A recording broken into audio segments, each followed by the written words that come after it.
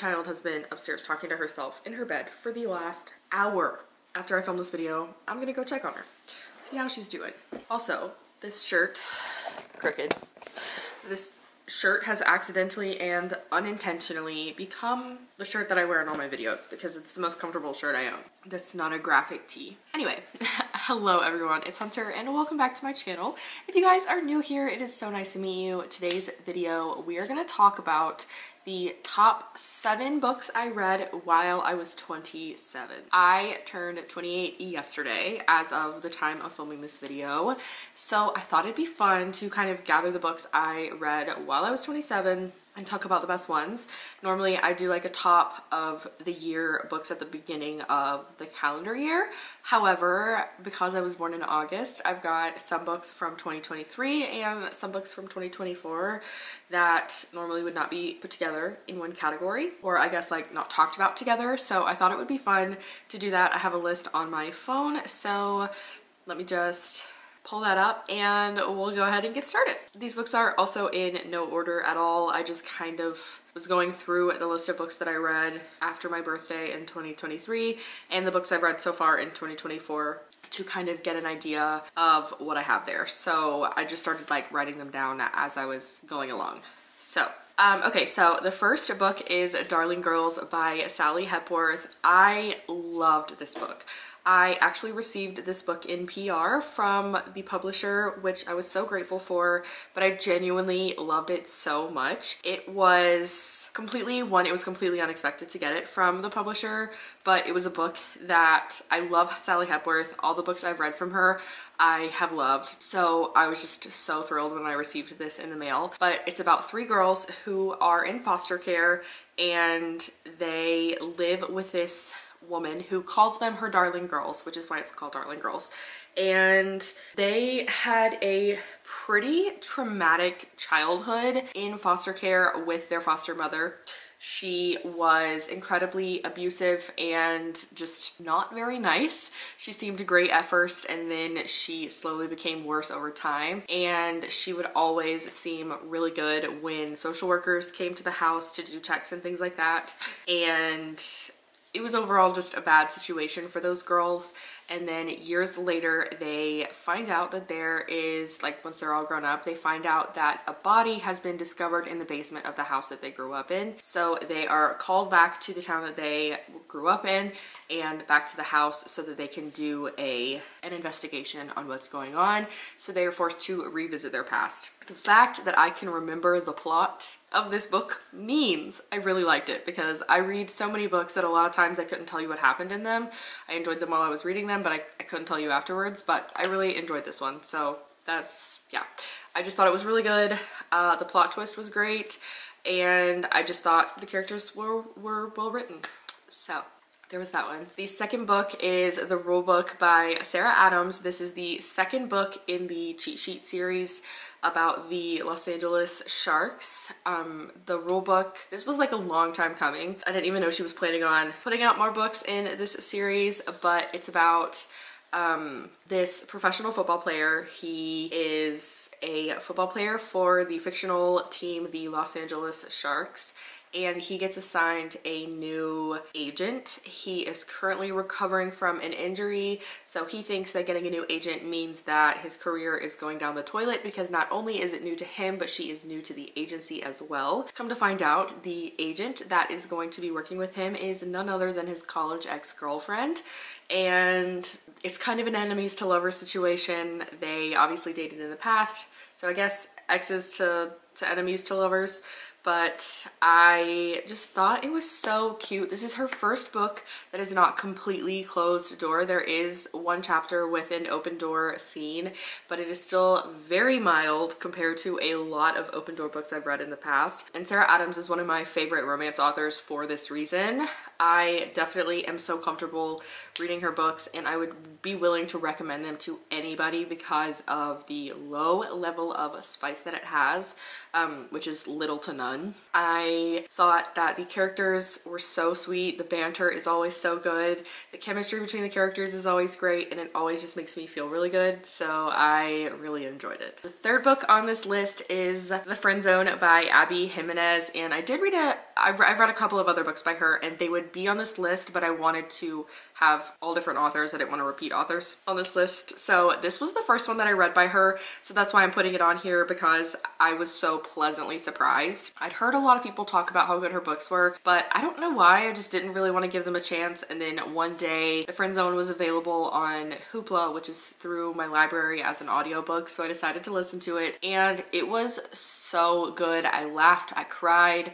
It wasn't just a fluffy romance. I mean, there were obviously fluffy parts in there, definitely rom-com, but it still deals with life and real things. So there is this girl who is the best friend of, okay, I remember the plot, but I don't remember their names, which kind of makes it confusing.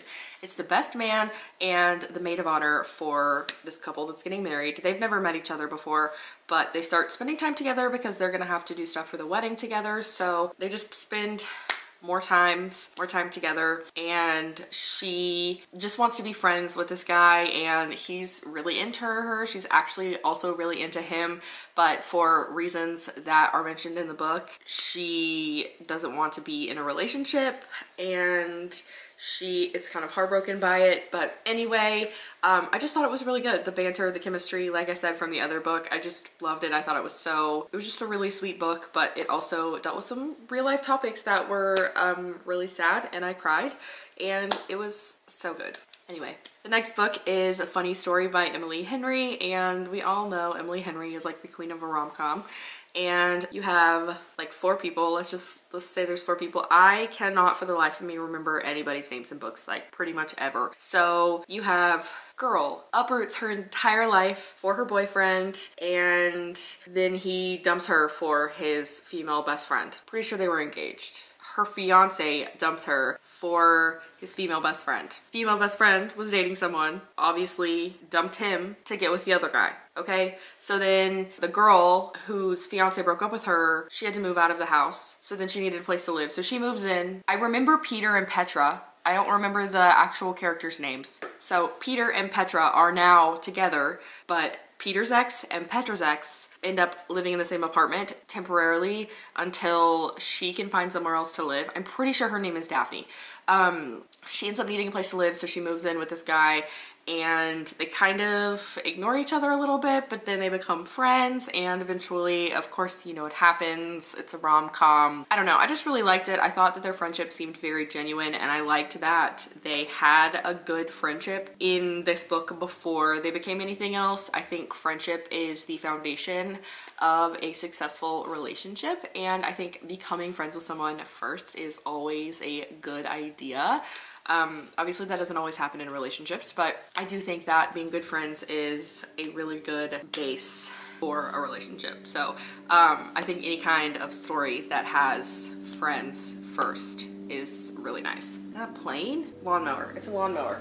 The next book is The Rom-Commers by Catherine Center, and I love her books so much. I always love the ending. They always are just so good. They always make me feel so good. They're always closed door, which I love. And I love that while it is a romance, it doesn't feel so much as like a romance as it does just like general fiction. It feels like general fiction with a little bit of romance thrown in, but it still makes you feel really good. So The Rom-Commers is about this woman. She lives in Texas. She lives with her dad, and she is his caretaker, and she has pretty much given up everything in her life so that she can stay home and take care of her dad. And then she gets offered the job of helping her favorite screenwriter of all time rewrite the screenplay for a rom-com. And so she goes to California, she goes to Los Angeles, and he is very reluctant to do it at first, but he finally agrees. They get into a really good rhythm. They work really well together, and she is trying to teach him about writing a rom-com, about what a rom-com entails. and they obviously are having to help him to experience things that happen in rom-coms. So it is a rom-com about people who are writing a rom-com.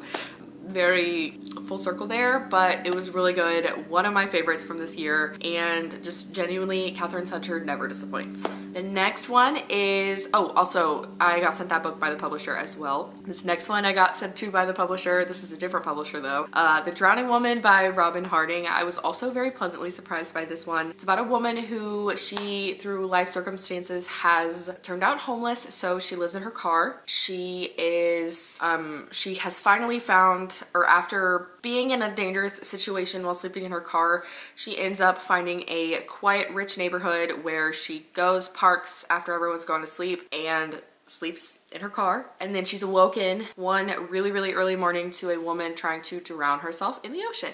So she obviously goes to save this woman. She can't just like let this woman die by drowning. So she goes to save her, and she strikes up an interesting relationship with this woman, and you kind of learn about this woman's past, why she's trying to drown herself. You learn more about the homeless woman's past and how she ended up there, that kind of thing. There was a plot twist in it that I absolutely was not expecting. I love an unreliable narrator, okay? Unreliable narrators are some of my favorite things in thrillers. So I just overall thought it was really good, and it was the plot twist that made it over the edge for me. And the last book on this list is You Shouldn't Have Come Here by Geneva Rose. I've read other books by her, and I thought they were good, but they weren't like super good. I don't know, they weren't like jaw-droppingly my favorite kind of thrillers, if that makes sense. But this one was literally so good. First of all, You Shouldn't Have Come Here. It's about a woman. She is taking a trip to, it's essentially an Airbnb, but that's not what it's called in the book. And she goes to stay at this place, and it's like completely off the grid. She gets a little flirty with the owner of the place, and she like can't decide if she likes him or if she thinks something is really suspicious about him. But basically she spends this whole time trying to figure out what's going on, but also while being in this relationship. I don't even know how to explain it, but you think one thing and then you think you finally got the answer, only to find out that something else happened. Again, this was just like a major plot twist. I felt like I was getting whiplash with the plot twists at the very end, but I felt like they were so well developed. And I feel like sometimes when there's a lot of shocking elements, they can sometimes be very messy because you're trying to focus on too many different things at one time. But I felt like these were done really well. It's really hard for me to explain, but I will link them all down below, all these books down below, so you guys can read the descriptions of them, because I'm really bad at explaining, especially when I can't remember anybody's name. But the fact that I just remembered the plot of all of those books without having to look up a single one was amazing. And it means that they struck something in me. So I wanted to share these books with you. But that is all I have for today's video. If you guys enjoyed it, don't forget to give this video a thumbs up and subscribe to my channel down below. And if you guys have read any really good books lately, let me know and I might check them out. I really love thrillers and romance. So yeah, that's all I have. So I'll see you guys in my next video. Bye.